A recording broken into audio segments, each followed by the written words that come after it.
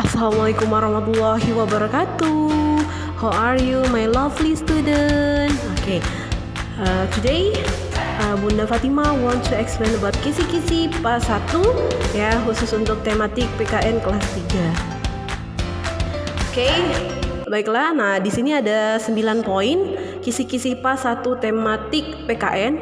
Yang pertama adalah makna dan lambang sila pertama dan kedua. Yang kedua, cara kita bersyukur saat makan dan cara memberi saran kepada teman. Ketiga, ungkapan maaf, terima kasih, dan tolong.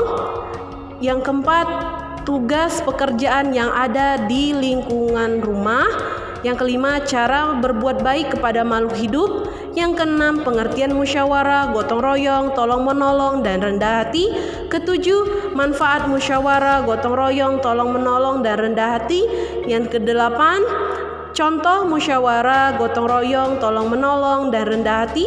Yang kesembilan, hak dan kewajiban anggota keluarga, warga sekolah, tetangga, dan warga negara. Baiklah, untuk poin pertama akan langsung saja Bunda jelaskan makna dan lambang sila pertama dan kedua. Ya, bisa dilihat slide Bunda. Makna dan lambang sila pertama yaitu lambang bintang, ya, sila pertama itu lambangnya bintang, dan kemudian maknanya bersyukur kepada Tuhan yang Maha Esa, ya. Kemudian makna dan lambang sila kedua, ya, lambangnya rantai emas, dan maknanya menjaga kerukunan. Selanjutnya, poin selanjutnya yaitu cara kita bersyukur saat makan dan cara memberi saran kepada teman, ya. Cara kita bersyukur saat makan yaitu mencuci tangan, tidak mencela makanan, menghabiskan makanan, merapikan meja makan, dan membantu ibu mencuci piring. Yang kedua, cara memberi saran kepada teman yaitu dengan cara berkata baik, tidak menyinggung perasaan, tidak menyakiti perasaan orang lain, ya, saat kita memberi saran, ya. Contohnya, maaf sebelumnya Dina, saya mau bicara. Kalau kita lagi ujian seharusnya kata Bunda tidak boleh lihat buku, ya, berkata seperti itu, ya, bukan marah-marah, ya Nak, ya. Dina nih nyontek. Nah, tidak boleh seperti itu, ya. Itu mempermalukan dan menyinggung perasaan teman kita, ya. Walaupun teman kita salah, ya, kita tetap harus menegurnya dengan baik, ya Nak, ya, atau memberi sarannya yang baik, ya. Sebaiknya kita bisa kasih contoh gini, Nina, silakan ini aja kita belajar bareng yuk. Nah, bisa ngasih saran seperti itu, ya. Saat ujian kan mau ujian, yuk kita belajar bareng, boleh, ya Nak, ya. Seperti itu. Jadi memberikan saran kepada teman atau boleh mengkritik teman, tapi dengan cara yang baik, ya, dan sopan. Next, poin selanjutnya yaitu ungkapan maaf, terima kasih, dan tolong menolong.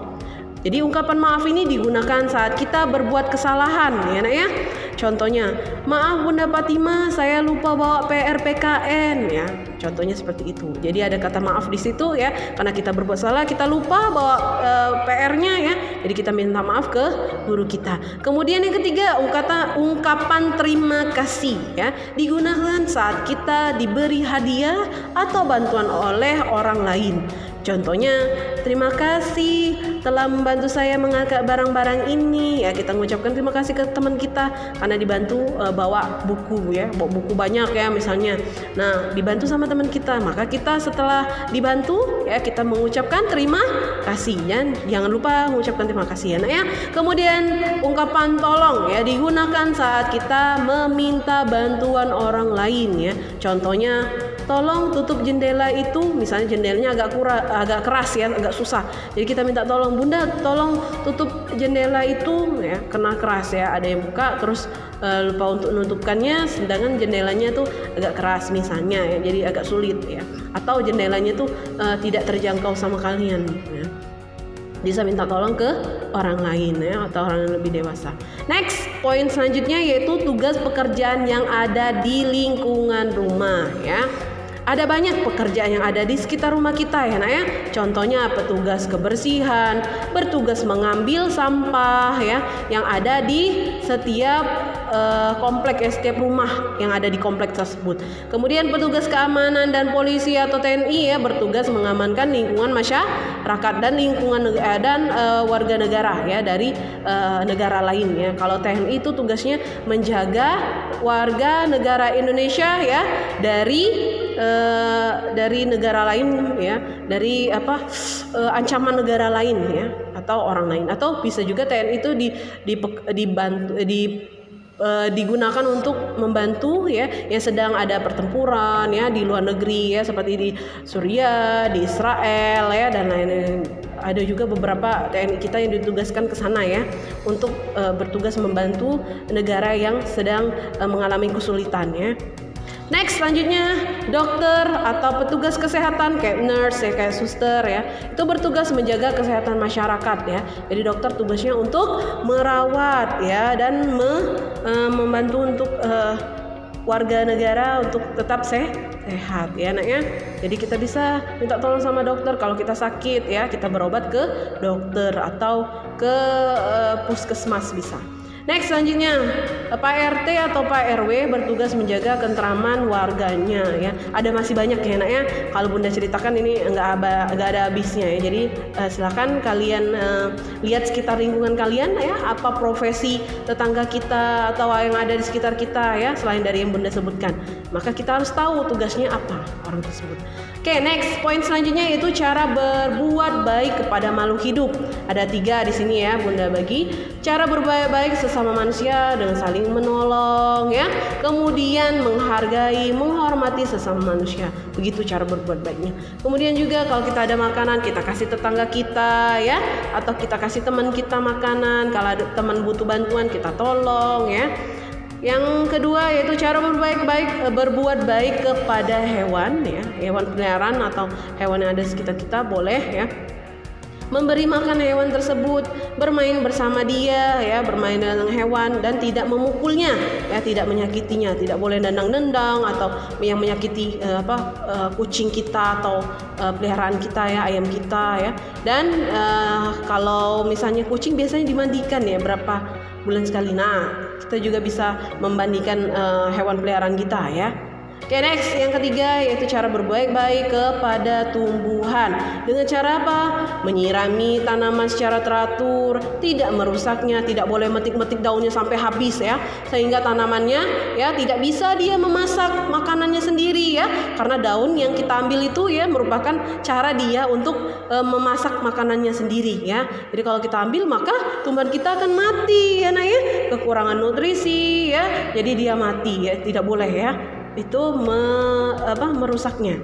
Kemudian memberi pupuk secara teratur ya agar tumbuh subur ya, banyak buahnya ya, banyak bunganya, lebat ya, jadi cantik kelihatannya ya. Nah, kemudian dan matahari yang cukup. Jangan taruh misalnya ada tumbuhan nih ya, ada yang biasa di tempat panas. Kita taruh tempat teduh, matilah dianya ya. Ada juga tanaman itu, beberapa tanaman tuh yang harus di tempat yang agak teduh ya, tidak terlalu terkena sinar matahari. Nah, itu juga kita harus memperlakukannya dengan baik, dengan menaruhnya di tempat matahari yang cukup bagi dia ya, bagi tumbuhan tersebut. Next, poin selanjutnya yaitu pengertian musyawarah, gotong royong, tolong menolong dan rendah hati ya.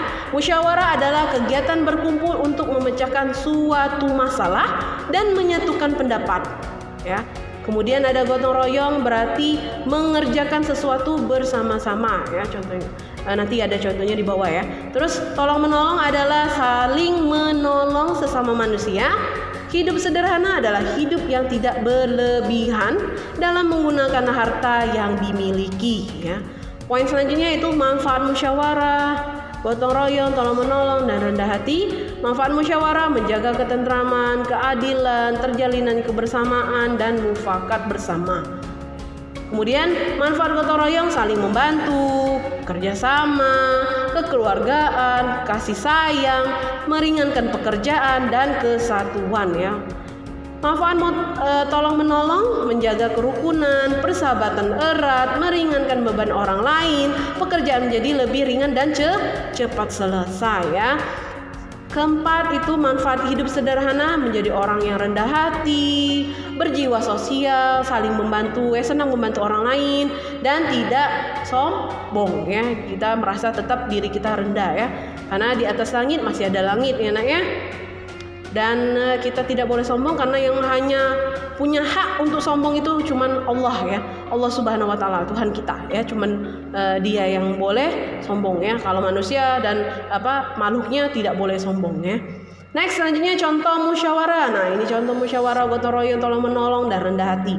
Contoh musyawarah, mengambil kesepakatan bersama dalam pemilihan ketua RT. Contohnya ya, yang baru, ketua RT yang baru ya, dengan cara musyawarah dan voting suara. Jadi mengambil kandidatnya itu dengan cara musyawarah, kemudian voting seluruh warga